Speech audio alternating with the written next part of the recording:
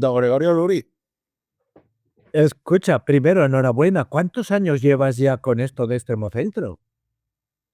Bueno, eso es una pregunta con trampa. No, no es ninguna trampa, es una pregunta de admiración y de cariño. No. ¿Cuánto lleva usted con lo del conservadurismo?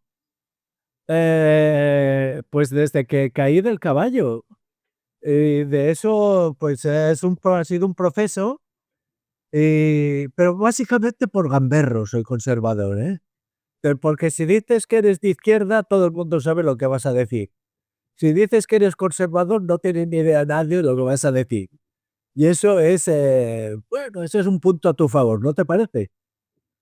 A ver, mi experiencia es, le digo, Sí, sí.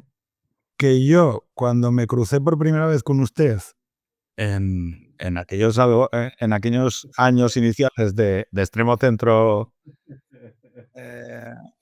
usted estaba grabando en el sofá de su casa y nos conocimos a través de Jorge Samiel, que hoy no puede venir, pero que es amigo común. Y yo ahí estaba en proceso de mutación. Sí. Yo ahí todavía era, para decir cosas de derechas, primero decía, pero vengo uno de una familia de izquierdas.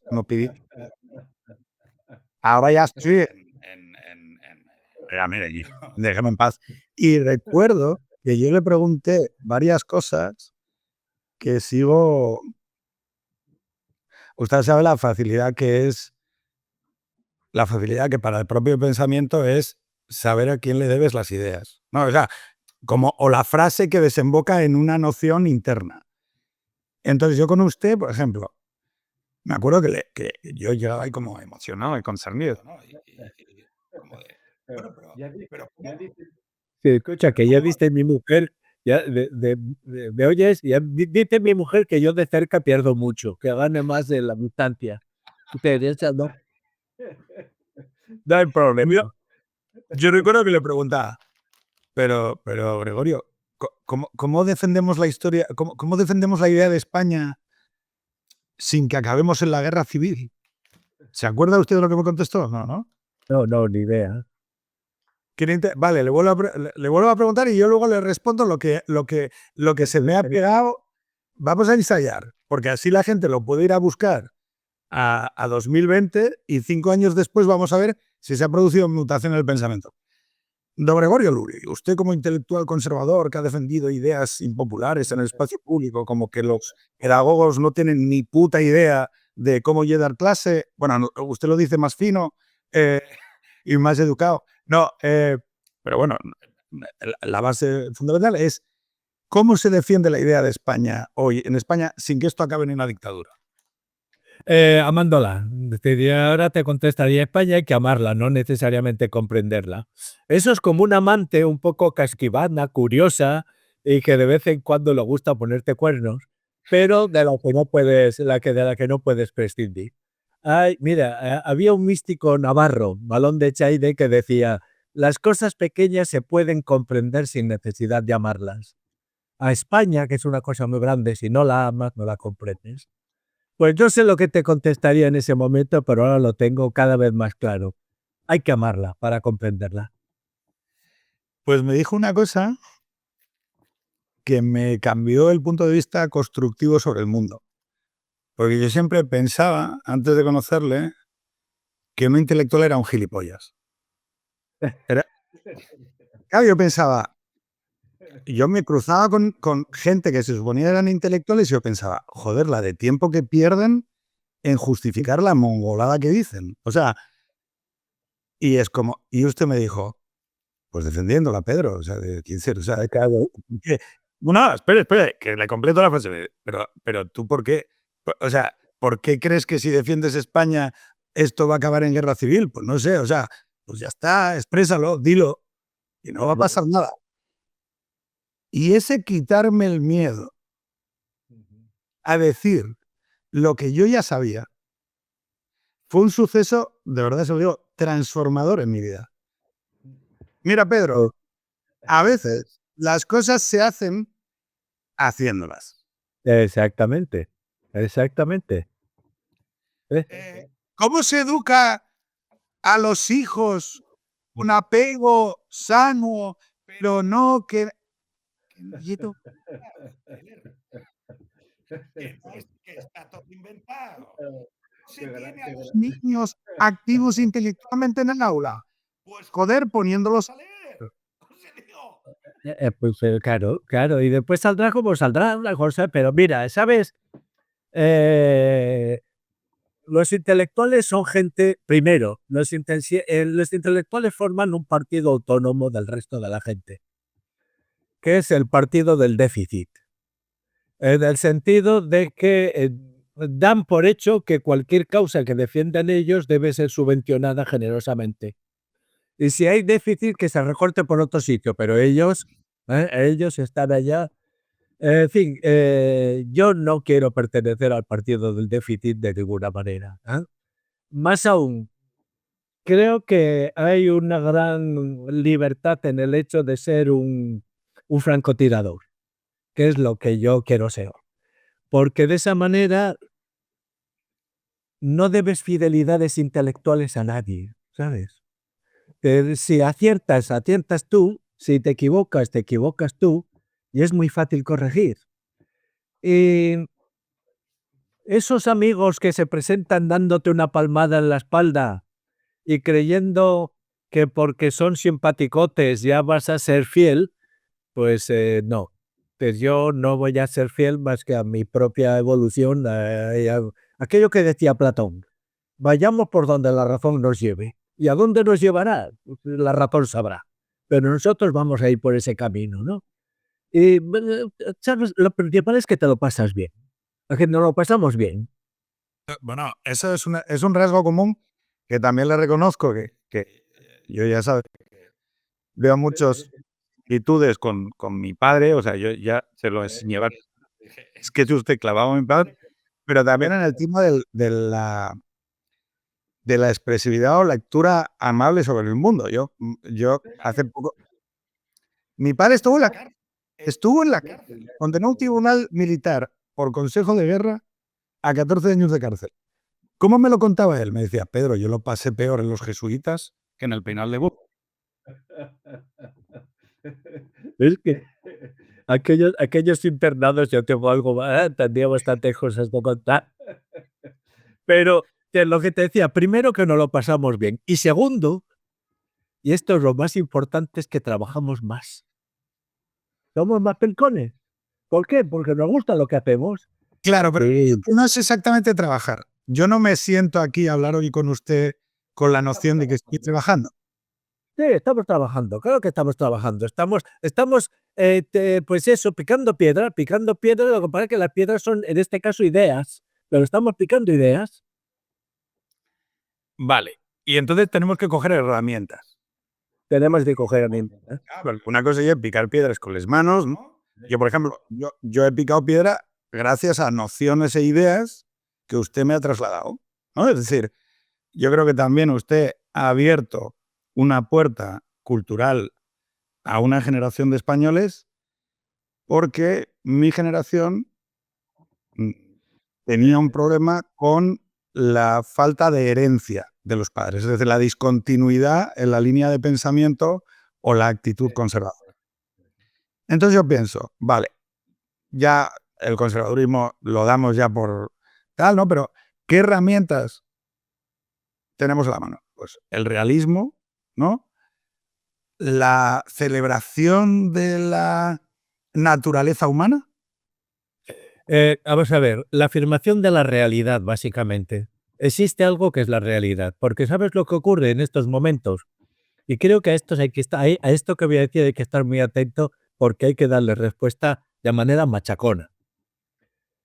La izquierda en general ha caído en el convencimiento de que todo está socialmente construido. Mires lo que mires, eso es una construcción social. Con una excepción, su clarividencia, que no está socialmente construida, es porque sí, es la cosa en sí. El fundamento del fundamento es mi clarividencia. Y sobre ella yo soy capaz de decir que todos los demás, todo lo que hacéis está socialmente construido. Yo eso lo aceptaría amablemente si fueran coherentes y por lo tanto no dogmatizaran. Si todo está socialmente construido, ¿qué vamos a dogmatizar aquí? ¿No? Pues, o sea, yo soy por sabor, tal. Pero coño, todo está socialmente construido y no ha habido en España más dogmatismos ideológicos en los últimos 40 años que ahora. Mira, para mí el gran mensaje de la transición lo constituyó el gesto de Fraga y Carrillo, que ninguno de ellos venía de la democracia, ninguno de ellos, porque después tenías gente demócrata, cristianos, socialistas, etcétera, gente muy variada que ya habían nacido sabiendo lo que era la democracia, pero ni Fraga ni Carrillo mamaron democracia, era otra cosa. Esa gente se dieron la mano en el Club Siglo XXI, lo cual supuso a Fraga que un montón de gente, partidarios suyos, le presentaran la carta de renuncia y bueno, el Carrillo, no nos acordamos, pero acabó siendo expulsado de su propio partido. Acabó siendo expulsado de su propio partido. Además, se dio ellos estaban convencidos, es que hay una lección tan importante. Yo creo que Fraga estaba convencido de que el liberal conservadurismo era suyo. Y Carrillo estaba convencido de que la izquierda era suya. ¿Por qué? Porque no había existido durante el franquismo ni socialismo donde estaban los socialistas. Ni había existido ninguna otra cosa, ¿no?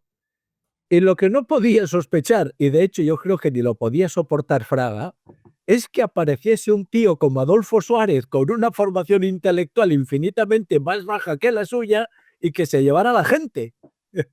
Eso yo creo que Fraga no lo entendió ni lo asumió jamás. Y Carrillo lo mismo. Si yo he sido aquí el que he llevado la transición de un partido comunista, guerra civilista, a la reconciliación nacional, ahora resulta que quien se llevan los votos es Felipe González. ¿Qué es esto? No, ¿qué es esto? Ahí hay una gran lección de historia. Pero el hecho para mí fundamental es que esos dos, viniendo de lugares en los que unos años antes hubieran pegado, pues no sé si tiros, pero al menos bayonetazos seguro que sí, y se dieron la mano. Y se dieron la mano, sean las que sean sus intenciones, para dar un ejemplo, porque concebían que la política tenía una dimensión de ejemplaridad, cosa que hemos perdido, y eso es gravísimo. ¿No? Eso es gravísimo. Y ahí, pues entonces tú estás volviendo al principio, en la búsqueda permanente de lo real. Para mí eso me parece, y además para celebrarlo, no para llevarte en cuenta, para celebrarlo, ¿no? Es la búsqueda permanente de lo real, mientras la izquierda se ha dejado embaucar por lo posible, pero por un posible que si fueran coherentes, de verdad, si fueran coherentes, sabrían que lo posible es un globo de helio, que se eleva conforme tus deseos, pero después te intentan adoctrinar diciendo cómo son las cosas. ¿Qué es esto? ¿Qué manera de ver? Que estamos ahí en una situación en la que la defensa de lo real es, a mi modo de ver, hoy la primera trinchera. Las permanencias de lo humano, ¿no? Es decir, otra noción, otra herramienta, ¿no? Otra herramienta que yo le debo es una idea. Sí, perdón. Sí, es que no, es que, a ver, eso cuando yo lo defiendo, y sobre todo me cuesta defenderlo en el lugar en el que es más insospechado, en las escuelas católicas, que sí, señores, hay permanencias, porque si no hay permanencias, entonces el Evangelio es un libro de autoayuda que se quedó desfasado. Pero ¿qué pasa? Siempre pongo este ejemplo porque me gusta. Primero, o dos ejemplos. Primero, no somos mejores escritores que Cervantes por el mero hecho de escribir después de él. Eso me parece que es una verdad que difícilmente se puede rebatir. Entonces algo queda que va más allá del furor de lo nuevo. Y el segundo, resulta que yo puedo emocionarme sinceramente con los versos de una poeta griega lesbiana del siglo VII a.C., con Safo. ¿Cómo demonios conecto yo con esa mujer? yo no sé si sabría explicarlo, pero sí que sé constatarlo. Y sé perfectamente, demonios, no sé dónde tengo el móvil, pero me he cambiado no sé cuántos móviles en estos últimos años. Y mi ejemplar de la Ilíada lo tengo aquí, que no envejece. No envejece el puñetero de él, está ahí, siendo vigente. Lo abro por donde lo abro. Está el puñetero de él en el último diálogo, en las leyes, dice una cosa, es la democracia es una teatrocracia. Y tú cierras el diálogo y dices, me has dado pienso para meditar durante todo el resto de mi vida. De la ¿Por qué le está diciendo? Los políticos están actuando permanentemente delante de sus potenciales electores, ¿no? Del público, que son el público.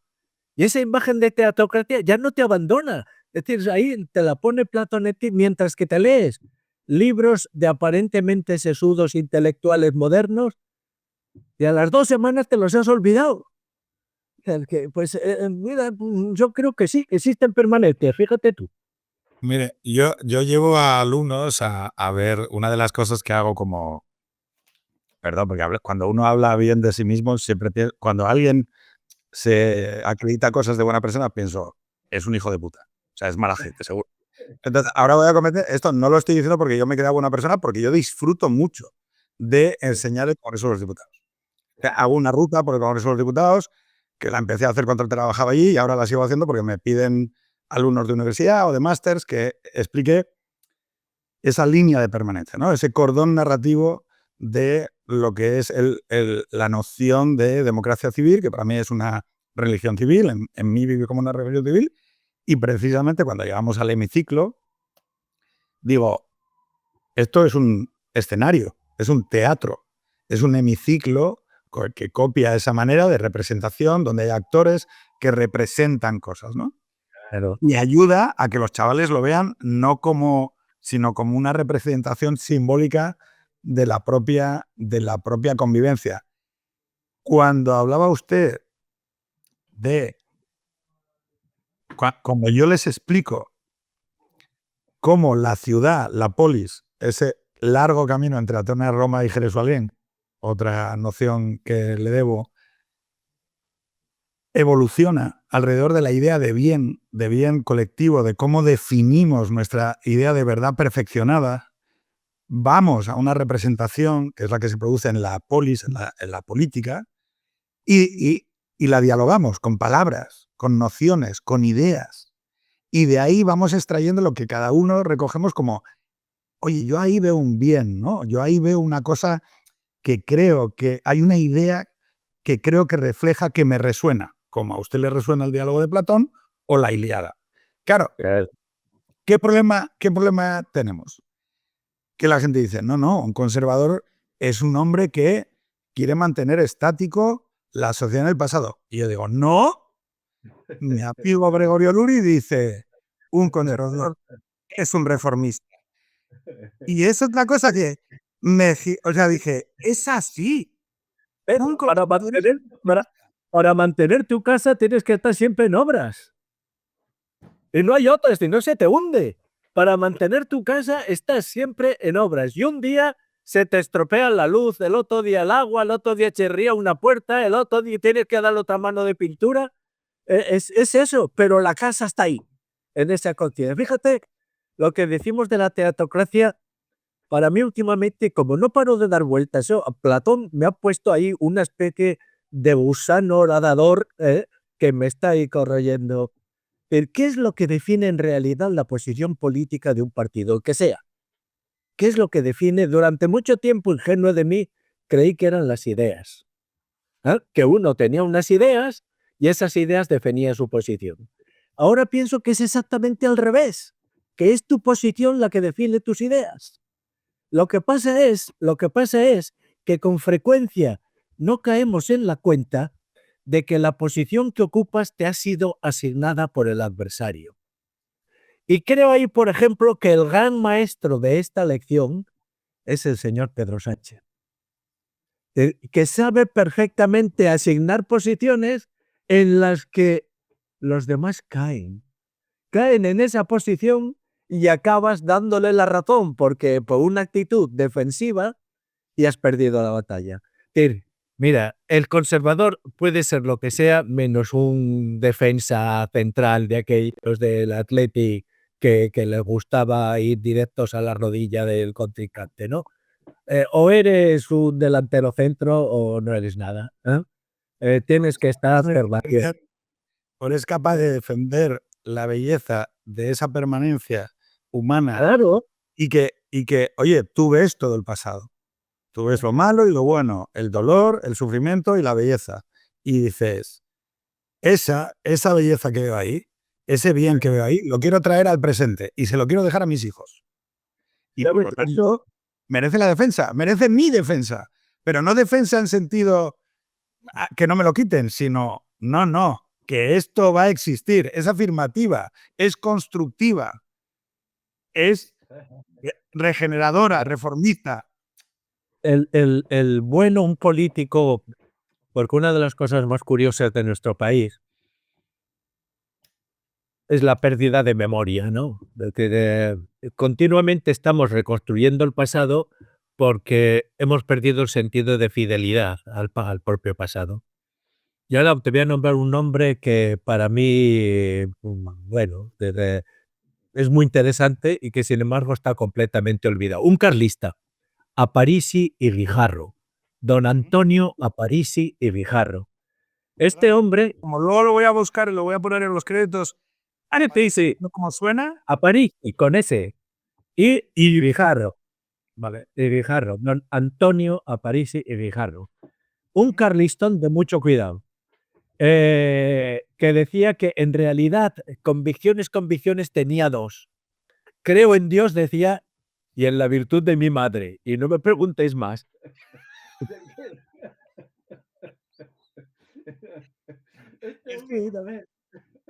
¿Por qué? Bueno, Es que luego tengo muchas preguntas, pero por ejemplo, ¿por qué renunciamos a la tradición del carlismo cuando es una expresividad sobre una forma colectiva de vivir natural? O sea, ¿por qué? O sea, pero ¿por qué hemos renunciado a ese yacimiento de pensamiento gótico? Porque no hemos leído a Lord Byron, que era su gran defensor. Mira, escúchame, este hombre un día en el Parlamento, un diputado le lanzó un insulto fuerte. Y él, que estaba en la tribuna, dijo lo siguiente: señor diputado, no pierdan tiempo insultándome, porque cuando veo que hay un insulto que se dirige hacia mí, levanto un poco mi corazón y lo dejo pasar sin que me moleste. Y después vuelvo a poner el corazón en su sitio. Bueno, don Aparici Guijarro sostenía cuando le pidieron que se definiese, pero ¿usted qué es, conservador o demócrata?, le preguntaron. Y él dice: hombre, yo soy conservador porque quiero todo lo bueno para mí, pero soy también socialista porque lo que quiero bueno para mí también lo quiero para los otros. Y de hecho este hombre pues fue el gran defensor laboralista de la Valencia de mediados del siglo pasado, ¿no? Ay, bueno, pero eso te podría plantear tantas figuras, Maura. te podría plantear tantas figuras del conservadorismo español. Mira, En perspectiva social. sí, sí, hombre, y tanto, siempre la ha tenido. Es que lo que no puede, o sea, si no tienes perspectiva, pero a ver, de aquí hay que ser muy tajante. La política social en España la ponen en práctica los conservadores. ¿Quién aprueba la ley de huelga? Ted Maura. Teresa, que aprueba y una ley de huelga que le lleva a oponerse contra los empresarios. ¿Quién establece un impuesto para los beneficios extras que se han obtenido durante la Primera Guerra Mundial? Maura. ¿Quién crea el Ministerio de Trabajo? El Instituto Nacional de Previsión. Dato. ¿Quién crea las primeras leyes prohibiendo trabajo infantil? Pues lo mismo, estamos ahí. Pero es que ahí es lo que decíamos antes, ¿no? La falta de memoria te acaba convirtiendo en una especie de fundador de lo nuevo que no se sostiene porque estás en una tradición, ya es una tradición muy rica y llena de ideas. Estamos hablando de herramientas, y ya hemos dicho. Desgaces, el realismo, las permanencias de lo humano, Y ahora vamos a mirar, en términos de memoria, podemos ir a dato tal, pero vamos a ir mucho más atrás. Atenas. Hombre, claro. A ver, es que Europa, la esencia de Europa, es que el intento imposible de realizar, pero en cuya imposibilidad ha tenido lugar eso que llamamos Europa, el intento imposible de realizar es armonizar Jerusalén y Atenas. ¿Eh? No hay manera de ¿por qué no? Porque en Atenas lo que se dice es, lo que decíamos antes Platón, voy por donde la razón me lleve, no hay mayor autoridad que la razón. Mientras que en Jerusalén te están pidiendo primero la fe. Te están pidiendo primero la fe. Lo que no sabe Atenas es que también se tiene fe en la razón. Y lo que no sabe Jerusalén es que por mucha fe que tengas, si quieres dialogarla, necesitas argumentos. ¿Ah? Pero en el fondo, digamos que es un mecanismo que no encaja y al no encajar, en sus rodamientos hace saltar chispas. Y esas chispas son la historia de Europa. Pero no podemos, si renunciamos a la dialéctica entre Roma, Atenas y Jerusalén, renunciamos a Europa. Porque eso hace, fíjate, en Europa no ha existido ningún libro que haya estado libre de crítica, comenzando por la Biblia. Pero aquella maravilla de Erasmo, cuando encuentra en una de las cartas de San Pablo que está citando a autores griegos y salta de alegría al hombre, dice, claro. Y bueno, pues Benedicto XVI, cuando está continuamente diciendo, señores, hay enfermedades de la razón, sí, y hay enfermedades de la fe. Y por lo tanto tenemos que ver cómo llevamos eso, ¿no? Cómo llevamos eso. Pero ese componente trágico que hay en el fondo, trágico en el sentido, a ver, hoy no estamos, creo, en nuestro tiempo no está capacitado para entender lo trágico, porque tenemos una mentalidad tecnológica y en la tecnología todas las piezas encajan. Lo que no encaja enseguida va a la basura. Pues bien, en las cosas humanas encajan muy pocas cosas. Muy pocas cosas encajan, ¿no? Y estás montando estructuras que no acaban de encajar. Pues bien, Atenas y Jerusalén es una de ellas, pero nos llevan para adelante. Es que ese desencaje puede ser creativo. Si encajasen del todo, No sería. Ana Karenina no puede encajar, perdón, ¿eh? Ana Karenina no puede encajar, pero precisamente que no encaje el corazón de ella es lo que hace que sea. O sea, el desencuentro. O sea, yo en parte daba a decir, en nuestra manera propia de ver el mundo entre Atenas, Roma y Jerusalén, lo que se dice, o sea, digo, cogiendo lo que ha dicho, es el qué y el para qué.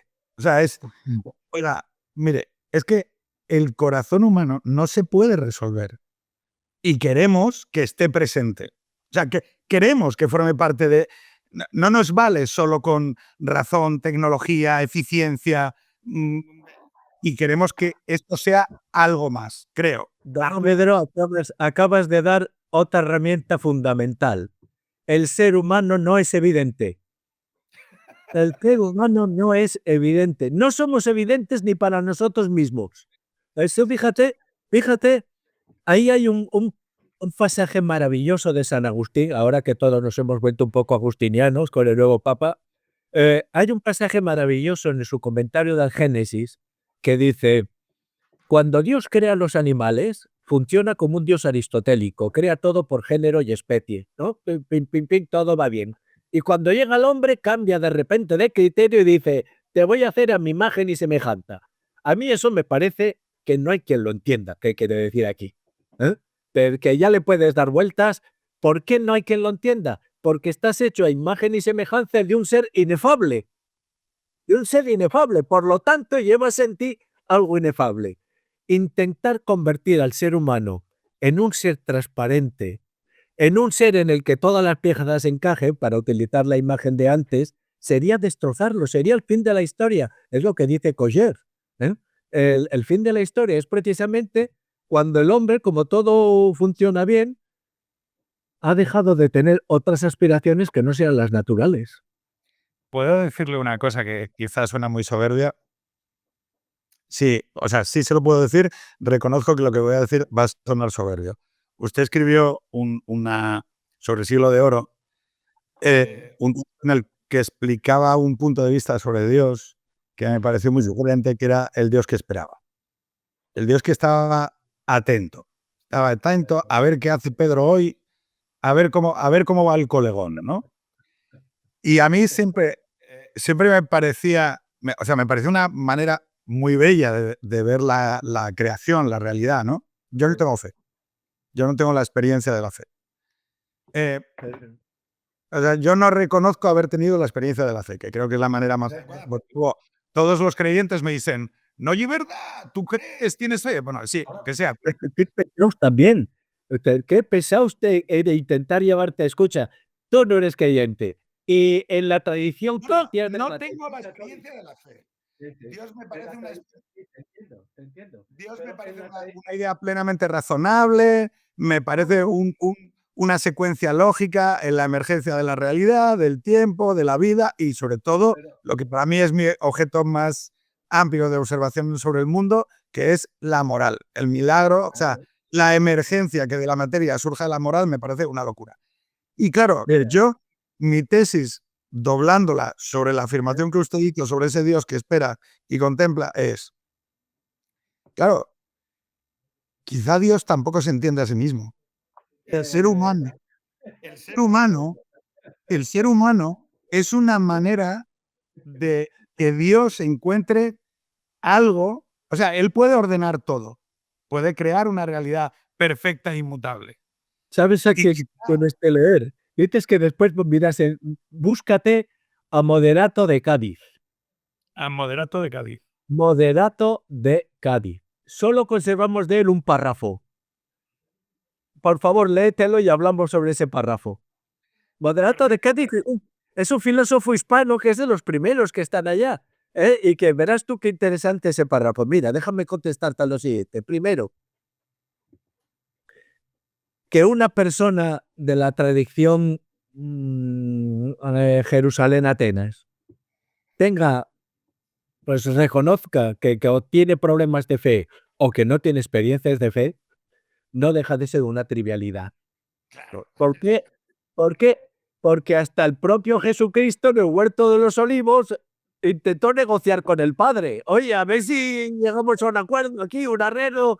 Pues mira que esto es lo que me estás haciendo el cristianismo. Y mira la Biblia, si está llena de gente que tiene problemas de fe. Tú fíjate, tanto es así. Yo lo que sé y lo vivo, y siempre lo he vivido como una cuestión para mí relevante.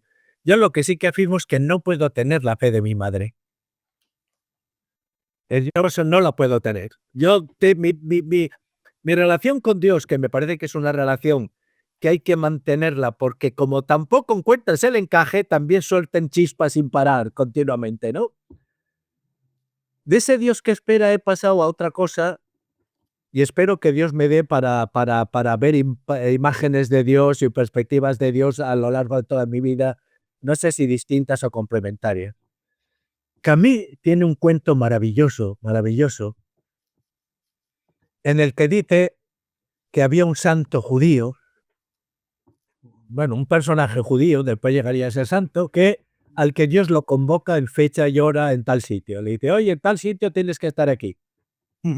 Ese santo, que era San Demetrio, cuando va al encuentro con Dios, se encuentra con que hay un campesino con su carro hundido en el barro y que no puede sacarlo de allá, y San Demetrio se para a ayudar al campesino a sacar el carro del barro. Lo ayuda, sacan el carro del barro y San Demetrio dice, voy a llegar tarde, voy a apresurarme. Corre como loco y cuando llega, Dios ya no estaba. Esa es mi experiencia de Dios, que nunca está donde lo encuentro. Pero sin embargo, algo me lleva a buscarlo. Y el resumen de mi vida es este. Yo me siento convocado por Dios, es decir, ven aquí, y a ver si apareces, te espero a las 3. Y cuando llego me encuentro con otra cosa, ¿no? Bien, un amigo común, Armando Pego Puigvó, Sí. que yo creo que también es otra persona a la que le agradezco mucho el que me haya ayudado a pensar la realidad y a observarla con una mirada más amplia. Creo que me dio el mejor consejo en relación con el tema. Dijo, tú simplemente mantén abierta la mirada. Exacto, exacto. Sin apriorismos, tú mantén abierta la mirada. Y es muy patético lo que le voy a contar, muy vergonzoso y muy humilde para mí. Esto va a ser muy jodido, ¿eh? O sea, esto a mis amigos, claro, yo tengo amigos de jesuitas, de Opus, de Kikos, de tal, o sea, porque he hablado mucho sobre la fe con ellos. Y entonces, claro, todos pues, ya saben que la gente del Opus cree que la fe se adquiere estudiando, ¿sabes? O sea, como un temario de derecho administrativo. Y entonces, claro, esto es una pequeña broma que me respetan, es que Entiendo.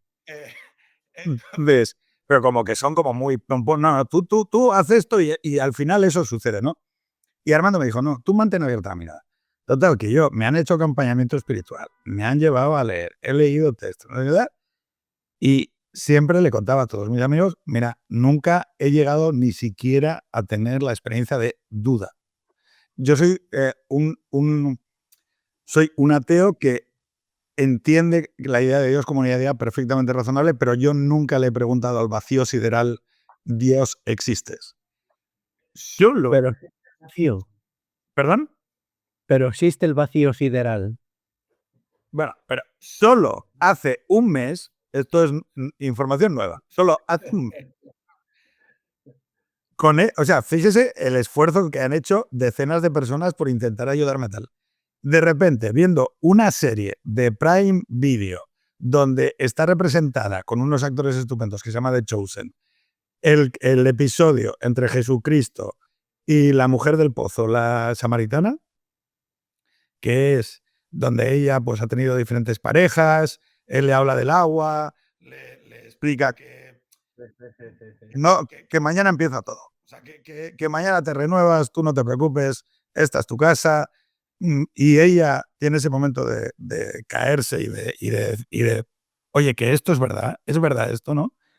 Que es el único momento experiencial de mi vida en el que me puse a llorar y dije, Dios, existes. Oye, me emocioné, lloré y a los 15 segundos se cerró la ventana y volví a pensar, pero ¿qué coño estoy haciendo? Pues ya está. Y no tienes. eh, es Jesús en el Evangelio que dice: quien no está contra vosotros, está con vosotros. Y eso, ¡buah! Hay que reconocer que Cristo, que no era cristiano, porque vino antes que aparecieran los cristianos, acostumbra a ser más listo que los cristianos. Y eso pues, te deja... Mira, ya te voy a decir, te cuento para mí lo que hizo que de repente me sintiese en la cuerda floja. Y recuerda que para Nietzsche es el que está en la cuerda floja el que merece la pena. El que merece la... En un determinado momento, paseando, yo estoy ahora, te estoy hablando a ti, de enfrente tengo el mar Mediterráneo, esta es la playa de Ocata, y durante muchos años, un chiringuito de la plaza de la playa de Ocata tenías puesto una imagen de Buda en la entrada, con unas flores, agua corriendo y tal. Y yo me preguntaba cada año lo mismo, ¿cómo puede ser que Buda no moleste? Y si pusiéramos un crucificado o una Inmaculada Concepción, molestaría muchísimo. Pero, ¿qué pasa para que Buda sea un elemento natural de este mundo y parezca que la Inmaculada o Jesús no? Bueno. Y haciéndome esa pregunta, me encontré con un texto de Nietzsche que dice: en torno del héroe, todo se vuelve tragedia. Parece que sí, que el héroe es de aquel que atrae la tragedia como un imán, ¿no? Y se pregunta, ¿y en torno a Dios qué es lo que se vuelve? Y se contesta con una pregunta, mundo, quizás. Y de ahí yo comencé a pensar que lo que llamamos mundo no es otra cosa sino lo que los dioses nos ofrecen a cambio de la fe que depositamos en sus altares. Y esos dioses pueden ser perfectamente inconscientes. Llámalo, si quieres, la imagen primaria del mundo. Todos tenemos una imagen primaria del mundo. ¿Vale? Todos tenemos un fondo sobre el cual están edificadas todas nuestras convicciones, creencias, teorías, etc. Ese fondo no solamente sustenta todo el edificio, sino que te lo hace comprensible. Pero tú estás continuamente explicando la superficie a partir de las radiaciones que emite esto. Y eso, pues después me ha llevado por caminos muy, muy diversos, pero siempre tengo presente eso de que ese mundo en realidad es el regalo que los dioses te ofrecen a cambio de la fe que depositas en ellos. Y ahora no estoy hablando de Dios como un concepto teológico, sino como la convicción de base, ¿eh? La convicción de base. Claro, pero una condición de base tiene algo de divino, porque ¿qué es lo divino también? Y esto es un planteamiento mío. ¿Es divino aquello, o es divino para ti aquello sobre lo cual no admites bromas? Tú puedes reírte y reírte en común con tus amigos. Tú puedes, pero hay algo que, ay, si se ríen de eso. Ahí está el fondo de tus convicciones. Y a eso es a lo que en realidad nos funciona en nuestra vida cotidiana como Dios. Pero bueno, nos estamos poniendo muy serios. No, que va, que va, que va. Luego, Un poco más relajadillo. no, pero sí, pero un segundo, porque es que esto es lo sagrado, como aquello que merece sacrificio, como aquello serio. Lo sagrado Siempre te está pidiendo. Siempre te está pidiendo sacrificios. Claro, y luego, le quería lanzar una reflexión sobre por qué no hay una virgen o por qué no hay un Cristo en un chiringuito de playa. Porque el amor de la madre, que es la virgen, la representación de la virgen es la representación última del amor de último recurso. Cuando yo esté solo y esté solo en el mundo y haya cometido el peor crimen, va a haber una mirada que todavía me va a reconocer en esencia a mí y va a decirme que merezco la pena todavía. Eso es por la vía de la Virgen. Sí. Pero por la vía de Cristo es, yo he subido y he aceptado la muerte por la ciudad. O sea, y no voy a aceptar bromas, ni sobre mi sacrificio, ni sobre el de mi amigo, ni sobre el de nadie. Porque esa X es una expresión permanente de una infinitud de actos individuales que en personas resuenan como una acción heroica de soledad, de dolor. Por eso el cristianismo tiene una, frente al Tao, frente a Buda, que es más esa...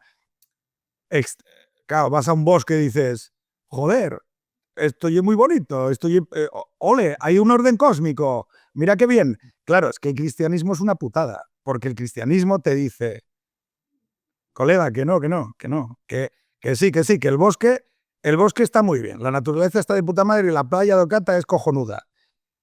Pero en Ocata hay un dolor que puedes resolver tú. Y claro, dices tú, me voy a tomar eso como un Buda, como un Buda tranquilo. Tú tranquilo, flow.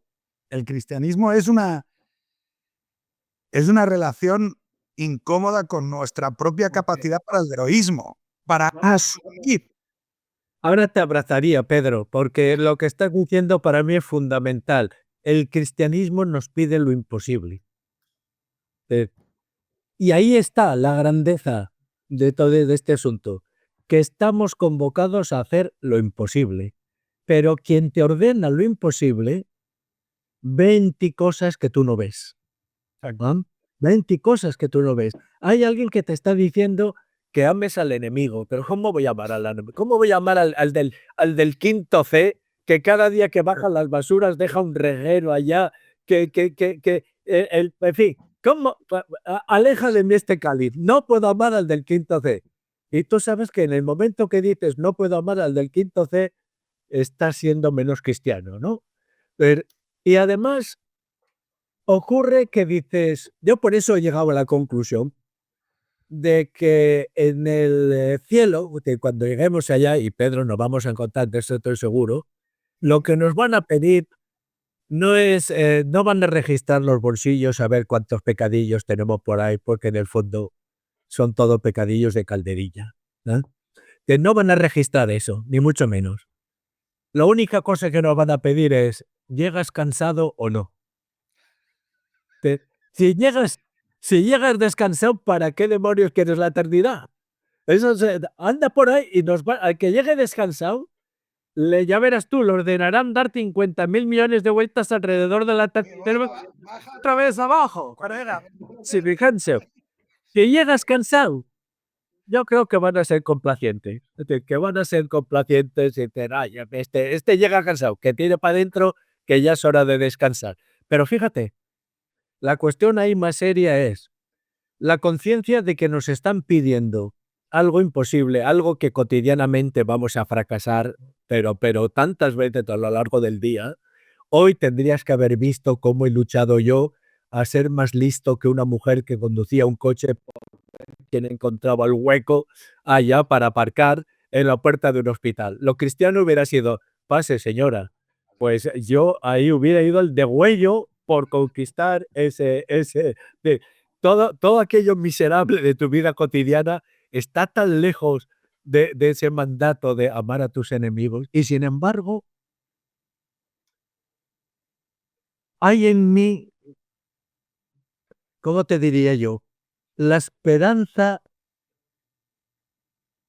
de la aceptación de ser aceptado a pesar de que soy inaceptable. Mm. Soy inaceptable porque estoy muy lejos, pero en el fondo solo un Dios puede perdonar lo imposible. ¿Ah? Y ahí me voy a presentar con mi camino a medias, a media hacer y todas esas cosas. Y esto, claro, fíjate que aquí en realidad cuando nos ponemos en el cristianismo a hablar de teología, enseguida nos perdemos porque la teología es filosofía y es antropología. ¿No? Por eso hay que insistir mucho, mucho, mucho que la gran aportación del cristianismo desde un punto de vista intelectual es esa barbaridad de querer crear un logos sobre Theos, una razón sobre Dios. Y ahí está el fundamento, bueno, eso es la cátedra. La cátedra es el puesto en el que, ya sabes que eso viene de cadera, en la cátedra es el lugar en el que se sentaba el obispo a oír las disputas de los que tenían algún logos que decir sobre Theos, ¿no? Y esa cátedra es la que da lugar a la universidad. Y en las universidades, que son un hecho puramente europeo, hay que decir también, puramente cristiano europeo. Las universidades nacen porque tú estás diciendo, no hay freno al logo. Si te atreves a hacer un logo sobre Theos, es decir, convertir a Dios en un objeto de tu propio pensamiento, ya puedes hacer cualquier cosa. La soberbia intelectual del cristiano es extraordinaria. Ahora, también te digo una cosa. Hace poco leía de un profesor universitario que ha defendido una tesis en la que sostenía la humildad intelectual. A mí eso me parece inconcebible. Yo creo que la prudencia no es una virtud intelectual. La prudencia es una virtud política. En tu relación con los demás has de tener que ser prudente. Pero intelectualmente tiene razón Nietzsche cuando dice no podemos pensar honestamente si tenemos miedo a hacernos daño. Si tienes miedo a hacerte daño, ya no eres intelectualmente honesto. Hay que ser, lo siento, o sea, porque yo esto intento explicárselo mucho a los chavales, a quienes usted también me enseñó a ponerle nombre. Sabe que intelectual es el que le pone nombre a las cosas. Sí. Y usted me explicó... Bueno, Aldous Huxley decía que intelectual es aquel que cree que ha encontrado algo más importante que el sexo.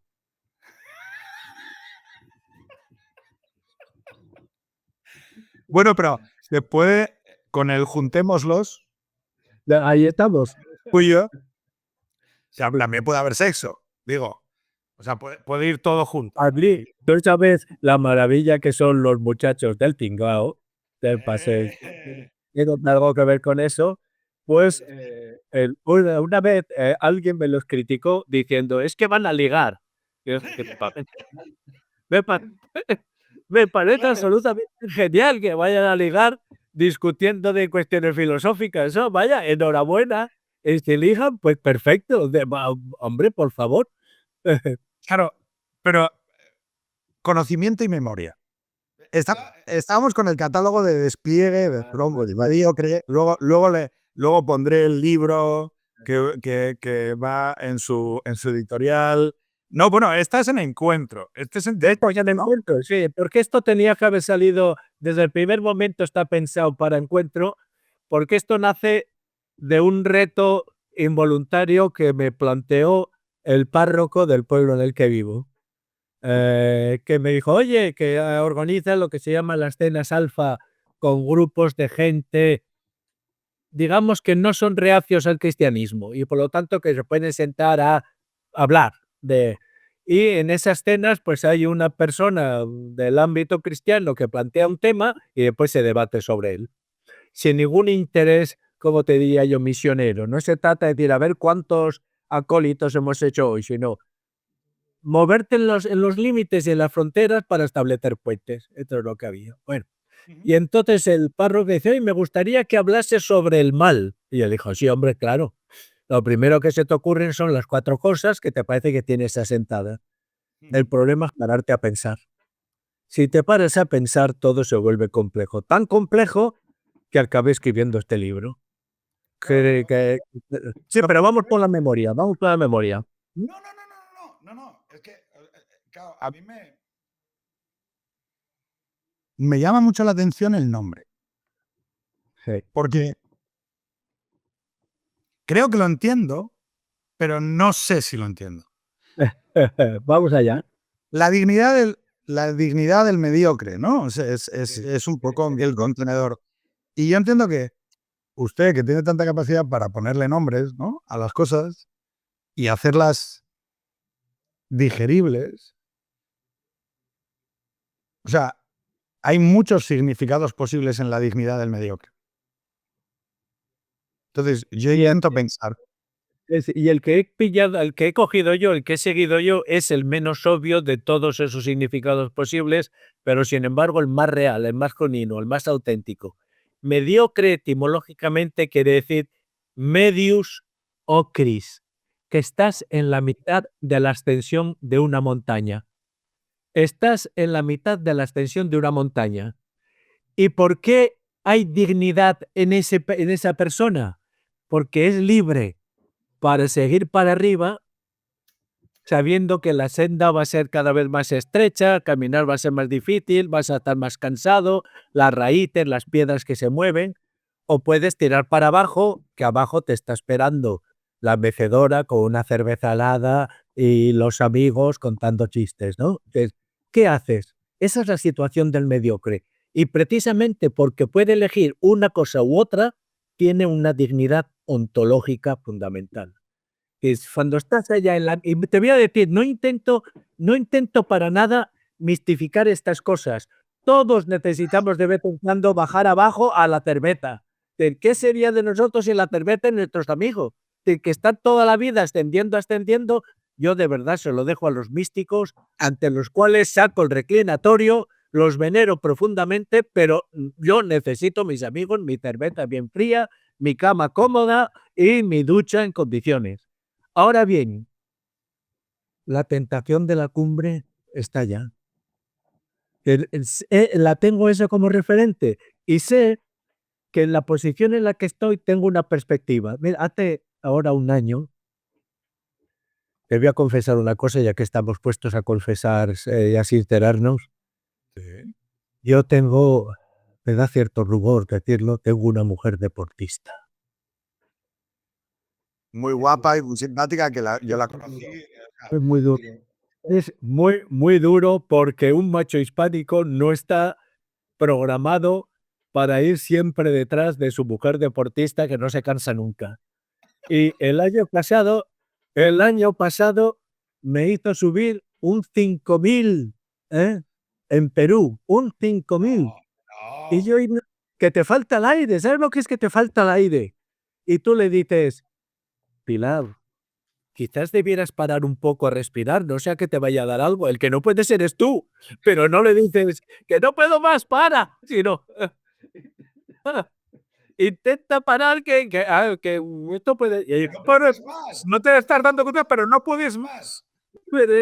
No, no, que sí que puedo, que sí que puedo. Y podía, y tantos así que podía, que a la cumbre, cuando yo estaba, porque por mucho que respires no te entra oxígeno, estás allá, que la cabeza la tienes como un bombo horroroso.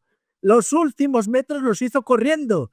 Y yo decía, pero esto ¿cómo puede ser? ¿Cómo puede ser? Pues bien, a lo que voy es, el ascenso ha sido complicado, pero la perspectiva que se veía desde la cumbre, ay amigo, cuando estás arriba del todo, ya no te acuerdas ni de la falta de oxígeno, ni del sudor, ni la de veces que te has vuelto aunque hubieras querido volverte. Entonces, ¿no es esa nuestra vida? Una experiencia de cumbres y de valles, de estar siempre. Hay algunos, pues, que en el valle, cuando estamos allá en el hotel aquel de 5 estrellas, maravilloso, añoramos la cumbre y cuando estamos en la cumbre añoramos el hotel y vamos de aquí para allá. Pero aún así, el que podamos hacer esto, eh, nos sitúa en una condición de una honorabilidad considerable. Pero aquí hay, más allá de lo que pretendía el párroco del pueblo, hay también una obsesión política mía, y es la de defender al ciudadano medio, con sus contradicciones, sus valores y sus defectos, y defenderlo precisamente de todos aquellos que le dicen: oye, ciudadano medio, ¿te lo estás pasando bien? Luego eres cómplice de Israel. Oye, ciudadano medio, te lo estás pasando bien, luego eres cómplice de los asesinatos de no sé cuántos. Oye, ciudadano, yo creo que el conservador, cuando un ciudadano medio se está tomando una cerveza, se alegra de que se está tomando una cerveza, ¿no? Del que estás, pues somos mediocres y eso es maravilloso. ¿Sabes por qué? Entre otras cosas, porque solo para el mediocre tiene sentido la belleza efímera. Estás tan sujeto en el tiempo que esa flor del almendro que ha florecido hoy y el mínimo golpe de viento la va a llevar. Yo siempre he pensado que la rosa es una flor muy miserable, egoísta, autista. ¿Por qué? Porque se pudre en su misma rama. Es decir, no, está tan agarrada ahí que prefiere pudrirse en la rama que antes de dejarse llevar. No, mientras que el almendro no, el almendro y se llena el aire de pétalos blancos de almendro. Ese sentido de lo efímero va asociado a otra cosa, Pedro, y es que todo lo que amamos está tocado por la muerte. Todo lo que amamos está pero precisamente por eso tiene una densidad especial. Tiene y aquí estamos de nuevo con las permanencias. Tiene una densidad especial. Vivir esas permanencias, vivir esas densidades, y qué poca cosa somos, pero podemos hablar de Dios, podemos hablar del infinito, podemos hablar de todo lo que estamos hablando aquí. Qué poca cosa somos, pero qué grande es esa pequeña cosa que somos. En el amor, que ha contado o ha narrado una anécdota alrededor del amor, ¿no? Claro. De una persona que dice, pero a mí qué cojones se me ha perdido a 5.000 metros de altura, persiguiendo a mi mujer. Claro, yo reconozco tanto, yo disfruto también de ser, disfruto también de una pareja en la que la mejor parte no soy yo. O sea, la mejor parte de mí es Lucía. Es tan maravilloso porque yo soy el nudo de inconsciencia, el desastre, el caos, el que se cae, el que también forma parte de un relato simbólico, pero yo soy lo desarrapado, ¿no? Y lo llamativo es que otra de las nociones que configuran mi vida, no desde el punto de vista mal llamado intelectual, sino experiencial, es la defensa de las instituciones humanas sensatamente imperfectas, que tiene mucho que ver con esto que ha dicho de la defensa del mediocre, la defensa de esa experiencia de vida popular que nos salva de nuestras mayores desgracias e inmoralidades. Pedro, si te estás ahogando, ¿quién no sabes si va a saltar a salvarte? ¿Un catedrático de ética o el vecino del quinto C ese insoportable? Bueno, sabemos, y con mucha frecuencia resulta que es el vecino del quinto C. Con respecto a lo que decimos de las mujeres, yo ahora, no sé, espero que no oiga esto, pero vamos a ser sinceros. Conocen, o al menos la mía conoce toda mi larguísima lista de defectos. Y a mí lo que me admira es que sumándolos diga, va, merece la pena seguir con él. A mí no me salen las cuentas. Yo cuando veo la lista 1, 2, 3, y ella lo sabe todos. Es decir, no es que eso el amor es ciego, no, no. El amor es muy, muy clarividente. Te va sacando perfectamente uno a uno todos tus defectos. Lo maravilloso es que lo sumas y el saldo sale positivo. Hombre, nos está tocando la lotería. Mire, yo no tengo memoria a corto plazo. Yo tengo un problema cognitivo que me impide desarrollar una memoria eficaz a corto plazo. Y entonces a mí se me olvidan las cosas. Y eso es muy problemático en términos de relaciones personales porque se te olvida la gente. Y se te olvida la gente porque es como que yo miro hacia adelante y los laterales son inexistentes. Cuando hablaba usted del principio de realidad, de la realidad como proyección, como pantalla, y Dios, o sea, sobre aquello que podemos representar la realidad, yo tengo una dirección que es mi mirada. O sea, hacia donde veo es donde está la realidad. Y el resto desaparece. La única persona que me ha acompañado a lo largo de toda mi vida es Lucía, como una constante, como una línea de fuerza. Y Lucía todos los días entre las 9:30 y las 10:30 de la mañana me manda un mensaje. Te quiero. Porque sabe que se me olvida. Y me lo vuelve a recordar. Una y otra vez. Durante 21 años. Y yo lo contemplo y digo, es imposible que exista un amor así. O sea, no es viable que tú a una persona como yo la puedas amar. Porque es puedo enseñarle todos los días, te quiero, hoy has hecho esto bien. Y digo, no es posible. ¿No? O sea, y ser consciente de eso como acto recursivo es lo que me permite pensar eso, ¿no? Esa maravilla extraordinaria de, oye, Lucía podía haber escogido 200 personas más convenientes, más fáciles. Supongo que su mujer podía haber buscado un deportista con el que subir corriendo los dos. No te falta dar ideas, ¿eh? Y yo esto de la defensa de la sensata imperfección o de la defensa de la dignidad de lo mediocre. Para familias sensatamente imperfectas, ¿eh? Sí, pero lo que también me lleva a imaginar o a pensar es, no queremos esas instituciones por lo excelso, sino precisamente por lo que consiguen desde su propia configuración imperfecta. O sea, claro, si tú ves algo que es inmutable, perfecto, maravilloso, el David de Miguel Ángel, que está completado, que la capilla, pero se puede amar como nosotros amamos a lo que está construido a cachos, a la acción heroica de ese vecino rompecojones que de manera improbable se tira a recoger a tu hijo de la piscina cuando le caes como una patada en los cojones. Exactamente. Esto es muy raro. O sea, amigo mío, esto es muy raro. Y sorprendentemente... Pero eso, lo mediocre, el que está ya en trambos, hay esa expresión en castellano que me gusta mucho, somos seres entrambos, ¿no? En medio, no tiene defensores. A pesar de que gracias a él se mantiene toda la estructura social. Gracias a que es puntual llegando al trabajo. Después unos días lo hará mejor, pero llega al trabajo. Gracias a que de vez en cuando le lleva un ramo de flores a su mujer. Gracias a que eso te envía tal. Que después, pues resulta que juegas al fútbol con él y te pega una patada en la espinilla que te deja tal, o que ves que está haciendo trampas, o mil cosas.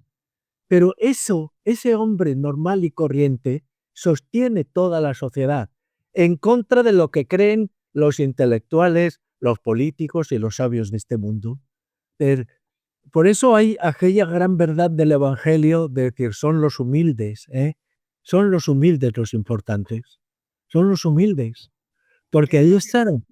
¿Qué es lo que usted reconoce hoy, en el hombre de hoy, en el que usted ya tiene una perspectiva muy buena para mirar lo que el hombre ha sido durante su vida, a medio hacer? O sea, ¿qué es lo que usted, porque yo sé que podemos hablar de educación durante horas, podemos hablar de tal, pero lo que me interesa sobre todo mucho es, en contacto con esta realidad y en contacto con esas permanencias, ese hombre a medio hacer que merece nuestra celebración y que le podamos cantar y que lo podamos celebrar, ¿qué es dentro de lo que se encuentra a medio hacer? ¿Qué es lo que encuentra más a medio hacer? El culto por lo fácil y sobre todo por las bellezas fáciles.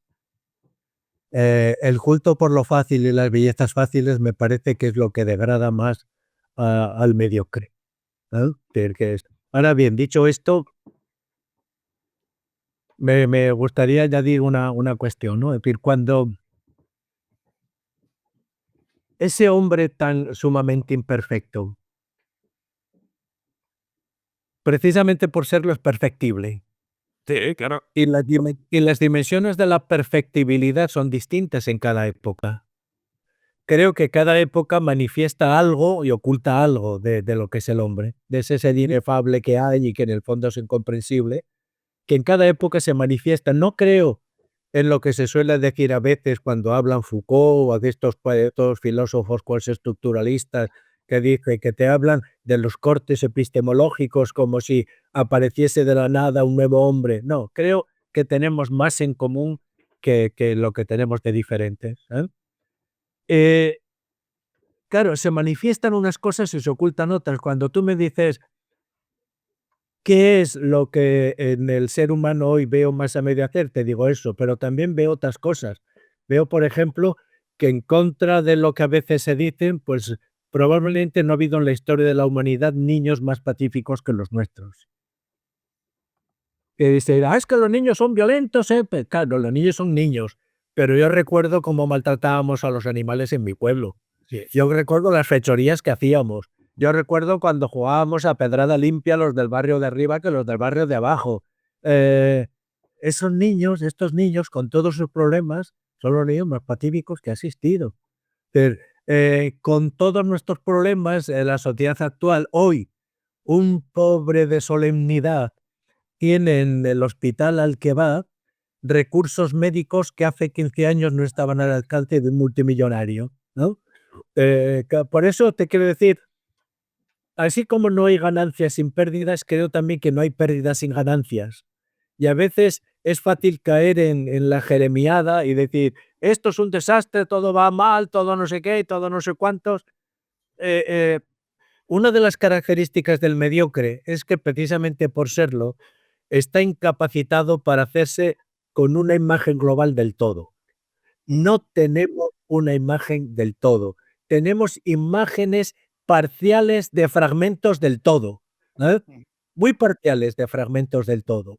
Y claro, nuestra soberbia nos lleva a inflar esos fragmentos para a partir de ellos construir una imagen del todo. Pero no, nuestra ignorancia está siempre ahí. Nuestra ignorancia está siempre ahí. Por eso aquello de Luis Vives tan grande que él defendía el ars nesciendi, el arte del no saber. Hacerte con alguna imagen, alguna figura de tu ignorancia. Creo que eso es importante. Si no te lleva eso a la jeremiada fácil, como no sabemos siempre, en todas las edades, la gente pues mayor, la gente de mi edad, comienza a decir cosas un poco absurdas de que esto es el fin del mundo, ¿no? Que lo que es el fin de tu imagen del mundo, eso sí es. el fin de tu imagen del mundo es real. Que la imagen que yo tenía del mundo se ha acabado, es decir, todo se ha modificado, pero el mundo sigue para adelante. Oye, chaval, mire, es que eso es una de las cosas más dolorosas que yo he visto surgir como noción, que yo recuerdo los años 2000. En los años 2000 el mundo iba adelante. Uno le puede gustar más o menos, se produjo un vaciamiento. Había una crisis de sobreconfianza y una especie de desarraigo de no necesito esto, no necesito lo otro, vamos a hablar todos en inglés, vamos a disolvernos en el mundo global y tal. Bueno, vale, fue aquel mundo. Pero que desde hace 10 años la gente toquetea como si fuera un sentido común los gritos de una niña apocalíptica. Oiga, pero que los niños apocalípticos han existido en la historia del mundo, ¿no? Juana de Arco, los niños que hablan por la voz con inocencia y que declaran que el mundo va a morir en una bola de fuego, no ha pasado una sola vez, coño. Y de repente aparece una chavala que se llama Greta Thunberg y dice, ¡el mundo va a arder! ¡Arrepentidos! Y la gente diciendo como nuevo sentido común, no, es que le voy a poner una historia divertidísima. De repente, la misma semana, en una portada de moda masculina, un modelo vasco, guapísimo, internacional, diciendo, no, es que hemos ido al Polo Norte de veraneo porque, bueno, como se van a fundir los polos, se va a esparcir un virus y vamos a morir todos. Y yo pensando, pero qué manera de vivir la realidad. O sea, vas a ir, perdón, Gregorio, vas a ir al Polo Norte porque el polo se va a fundir y se va a esparcer un virus y vamos a morir todos. Pero qué puta manera de vivir es esa. Y luego, y para mí lo más esencial, qué manera soberbia y vanidosa es decir que tú eres el último huésped del mundo. Es decir, Esto que estamos tratando ahora es de una importancia enorme. ¿Sabes por qué me preocupa a mí? Porque fíjate, una institución como la escuela, que siempre se había concebido a sí misma como una palanca hacia el futuro, hoy ha convertido en una institución miedosa y está educando a los niños en el miedo. Ay, ay, ay, ¿qué será? Tendréis trabajo, la inmigración. Ahí podríamos decir que la pedagogía, no solo la pedagogía, pero la pedagogía especialmente, se nos ha llenado, vamos a que inventarnos una palabra, de colapsólogos. ¿Ah? De gente que ven, pero en fin, yo le contesto lo siguiente. Os acepto como hipótesis de que nos quedan 50 años de vida. De que lo acepto, vale, bien. Aceptada la premisa, nos quedan 50 años. ¿Cuál es la mejor manera de enfrentarse a ese final? ¿Con serenidad o con aspavientos? ¿Cuál es la mejor manera? Pero, yo te dejo a ti, que te dediques a dar patadas al futuro para quejarte de la desgracia que tienes. Déjame a mí intentar enfrentarme a lo inesperado con una cierta serenidad. ¿Por qué?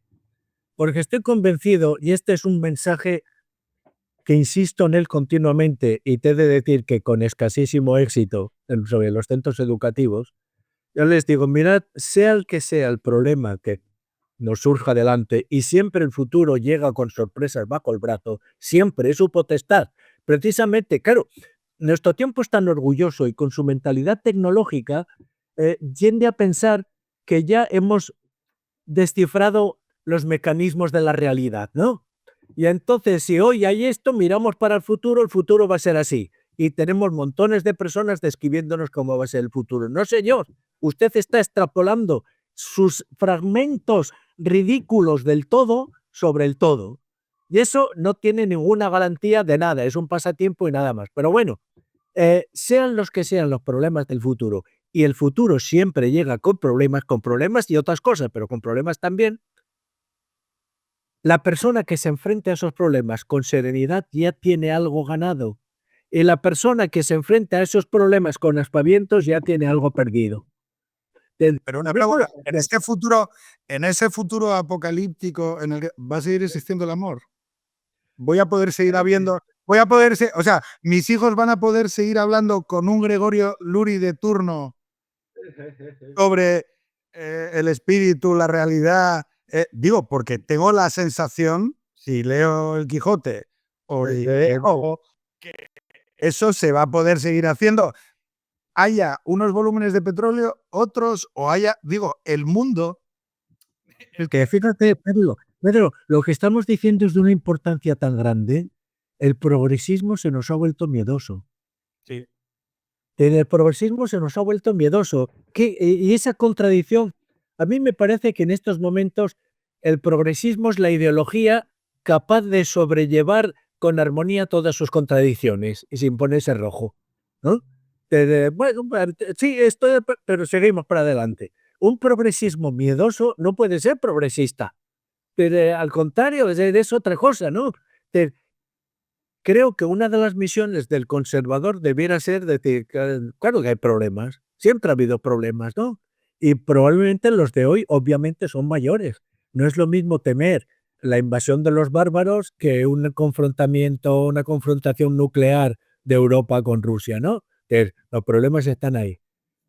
Pero precisamente porque hay problemas es más necesaria que nunca. Primero, fíjate, te voy a decir una cosa que no sé si me arrepentiré después de haberla dicho, porque esto hay que decirle al hombre corriente que tiene razón en sus prejuicios. Sí, sí.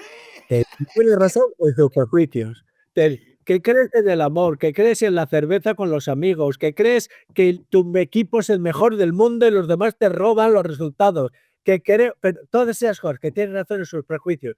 Y tenemos la obligación de introducir una experiencia serena precisamente porque sabemos, y lo sabemos antes de que viniese Greta Thunberg, de que todo lo que amamos está tocado por la muerte.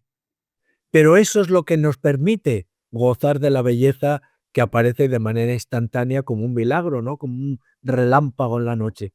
Y no vamos a renunciar a esa belleza.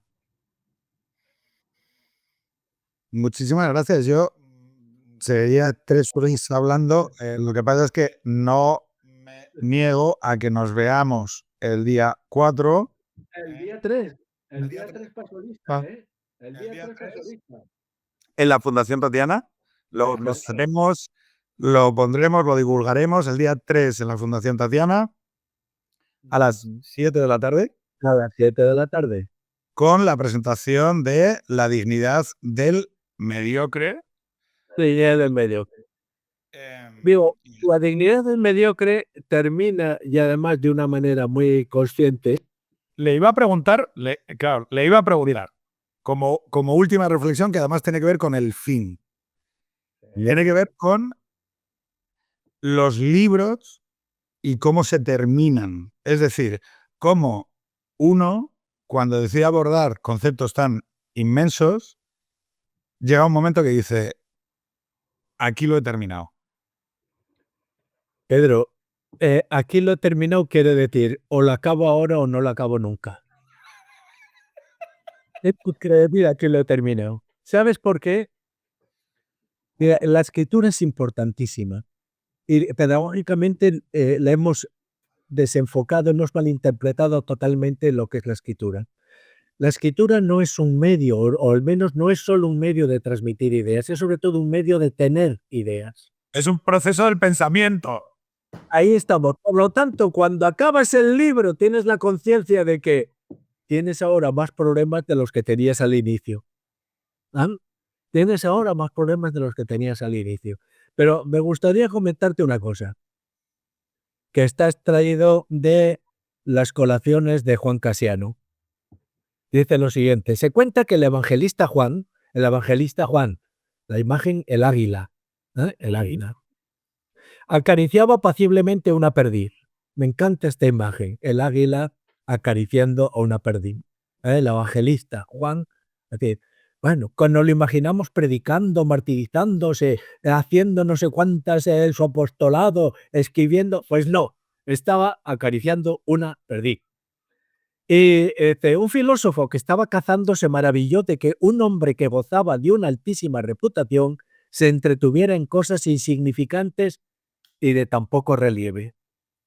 ¿Eres tú?, le preguntó, ese Juan cuya fama y celebridad había despertado en mí un enorme deseo de conocerte, ¿cómo es que andas perdiendo el tiempo de esta manera?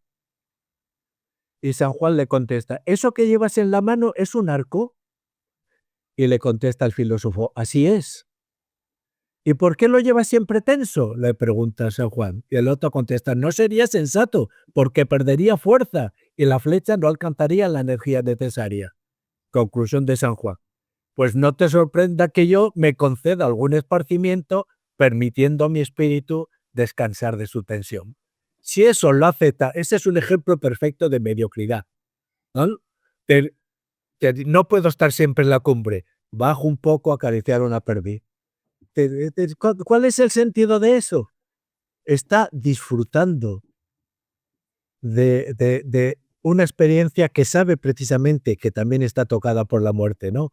Pero el reconocer la belleza, el reconocer esos momentos de paz, de disfrute sencillo, tranquilo, ay, es un valor que cuando te encuentras eso con un intelectual que te dice que si te lo estás pasando bien, no te lo estás pasando bien, sino que eres un alienado que está...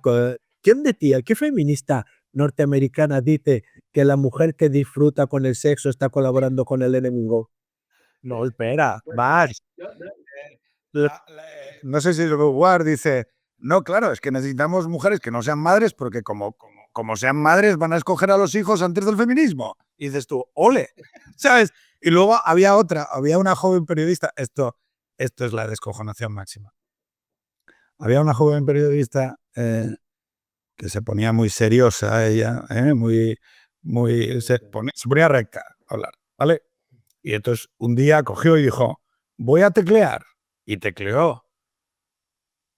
Tecleó y yo pensé, claro, como yo sé lo que es teclear, que es ofrecer pensamiento y que tú no te sientas a plasmar las ideas que tienes, sino que las sacas a través del propio proceso de escritura, claro, me dijo tanto con aquella reflexión, dice ella, don Gregorio, atento, dice ella,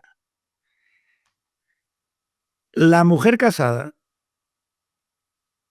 paga con sexo al marido porque en realidad la relación es de dominación y se paga como intercambio sexual. Y esto lo dijo una chavala con 27 años, 28.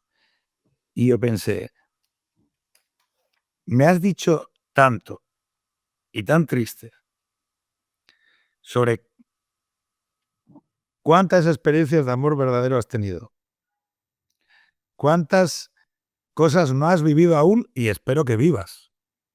Espero que entiendas que hay amores que no son intercambio. De la misma manera que hay personas a medio hacer que transforman a los demás. Santiago.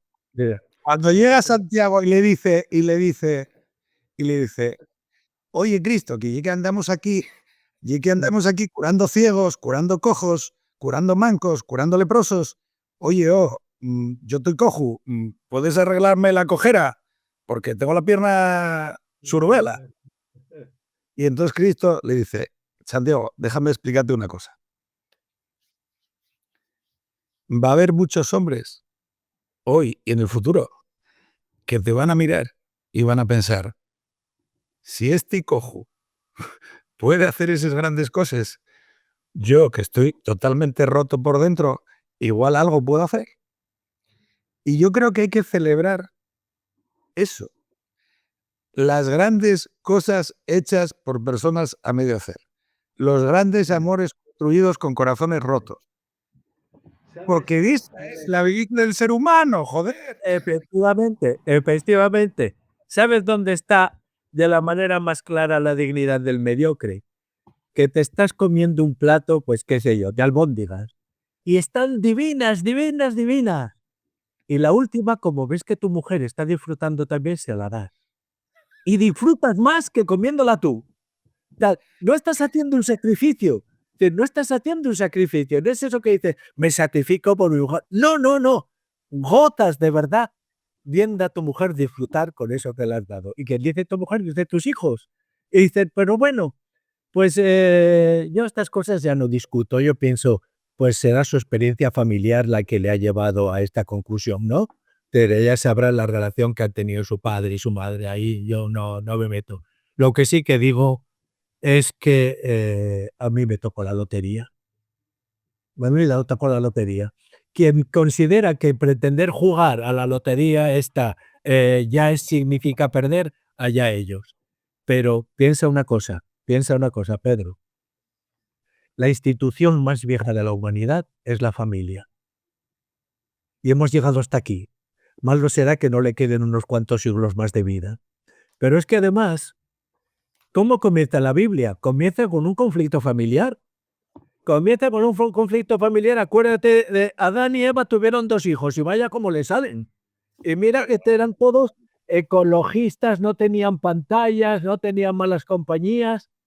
Gregorio, yo sé que yo estoy muy obsesionado con la idea de familia, pero y es que si yo tengo que mirar a la Biblia y a los relatos y a las parábolas y a las figuras y al lenguaje y a Abraham, que es Abba, que es papá, el primero de nosotros, y que Abba en hebreo es papá, y que Dios Padre y el Hijo y no sé qué, y el Hijo pródigo, y no sé, oye, chico, mira, no conozco ningún manual de gestión de los afectos responsable en lo digo, o sea, yo no, o sea, no digo.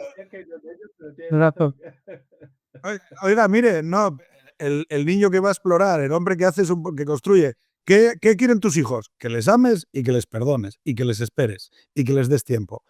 Y yo sí que también creo que uno de los elementos fundamentales que le agradezco tener, y con esto no le quiero robar más tiempo, es que al final no depende de nosotros.